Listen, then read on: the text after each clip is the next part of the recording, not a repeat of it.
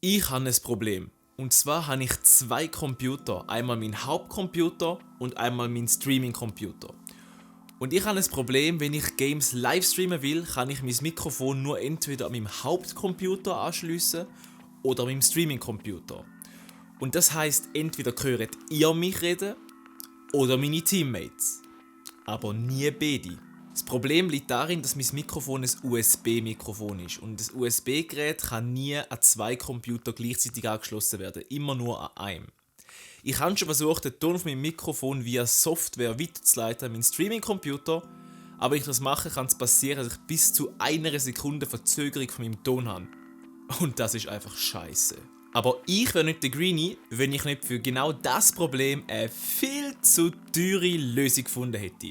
Ich präsentiere die Lösung von unserem Problem. Das ist Focusrite Scarlett 6i6, ein Audio-Interface, und das Teil erlaubt es mir, ein Mikrofon an mehr als nur einem Gerät gleichzeitig anzuschliessen. Das Einzige, was ich machen muss, ist, ich muss mein Mikrofon an dem Gerät anschliessen.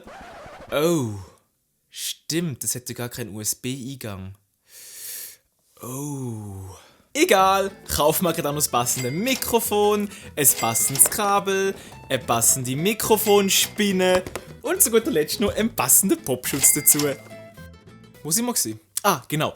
Alles, was ich jetzt machen muss, ist mein Mikrofon an dem Gerät anzuschliessen und im Anschluss mein Gerät via USB mit meinem Computer zu verbinden. Hurra! Wir haben ein funktionierendes Mikrofon. Um jetzt auch den zweiten Computer noch zu verbinden, müssen wir einfach auf der Rückseite nochmal ein Kabel einstecken und... Oh, das Interface hat ja nur analog Anschlüsse. Wir schauen kurz ins Manual. Mist, das sind ja nur Mono-Anschlüsse.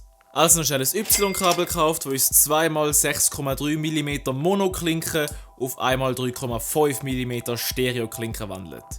Hell yeah. Die beiden 6,3 mm Klinken stecken wir natürlich in die Anschlüsse von unserem Interface und die 3,5 mm Klinken stecken wir dann in Line-In von unserem Streaming-Computer. Und...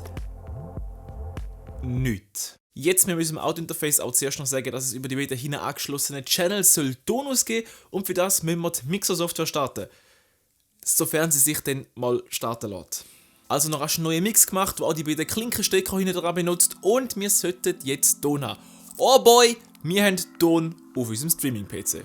Und das war, wie ich mein Problem mit einem Mikrofon an zwei Computern gelöst habe. Wenn dir das Video gefallen hat, lass einen Daumen nach oben da. Abonniere meinen Kanal, um kein Video mehr zu verpassen, und wir sehen uns im nächsten Video. Ciao!